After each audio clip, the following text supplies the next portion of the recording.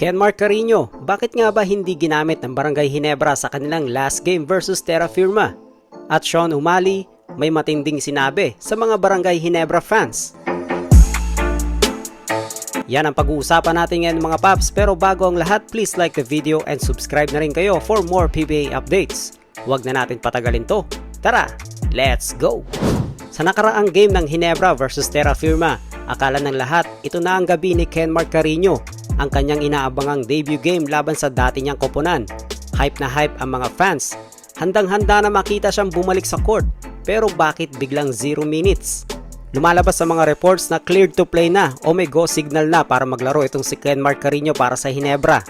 Pero dahil galing siya sa isang seryosong ACL injury, hindi siya basta-basta gagamitin agad-agad ni Coach Tim Cone. At sa mga ganitong klaseng sitwasyon ay kailangan munang ibalik ni Kenmark ang kanyang kumpiyansa at instinct sa loob ng court. Sa madaling salita, kailangan niya munang magpakondisyon bago pumasok sa rotation ni Coach Tim Cone. At sa sistema ng Ginebra ngayon, kinakailangan muna ni Kenmark na magkaroon ng chemistry sa kanyang mga teammates. Dahil kung wala ito, kahit gaano pa siya kagaling ay pwede siyang maging liability sa loob ng court. At isa pa ay nasa 3-game winning streak naman ang Barangay Ginebra, kaya hindi nila kailangan magpanik sa mga pagkakataon na ito. Ibig sabihin ay hindi minamadali ng Barangay Ginebra na gamitin itong si Kenmark dahil mas mahalaga ang kanyang long-term impact, lalo na sa darating na crucial games at playoffs. Samantala, marami ang nag-isip nakakabahan ng isang rookie sa isang dambuhalang crowd ng Ginebra, pero ang totoo ay mas na-enjoy pa niya ito. Sa laban ng Terra Firma kontra Ginebra, nagpakitang gilas ang rookie na si Sean O'Malley. Hindi lang basta stats, pinabilib niya ang lahat sa kanyang footwork at dream shake na parang veterano na kung gumalaw.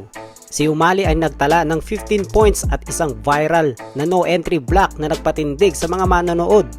Pero ang matindi, imbis na ma-pressure sa hiyawan ng mga Ginebra fans, ay doon pa siya kumuha ng lakas.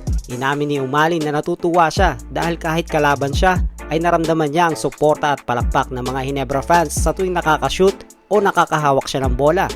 Isang pambihirang respeto para sa isang rookie.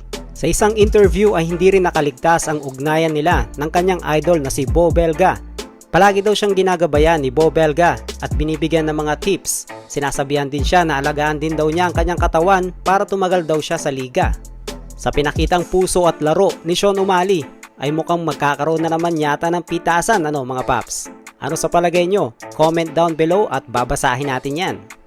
Kung nagustuhan nyo yun ay please like the video and subscribe na rin kayo for more PBA updates. This is Gel Pops TV. See you again para sa ating next video. God bless!